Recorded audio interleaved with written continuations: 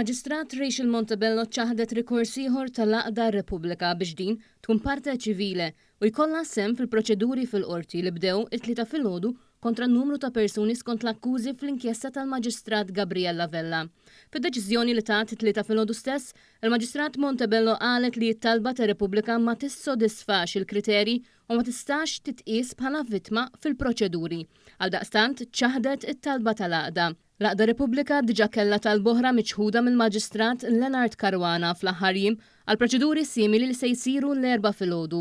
F'din it-talba taħu id-Deputat Nazzjonalista u President Onorarju ta' Repubblika Robert Aquilina flimkien ma' Jason Azzopardi.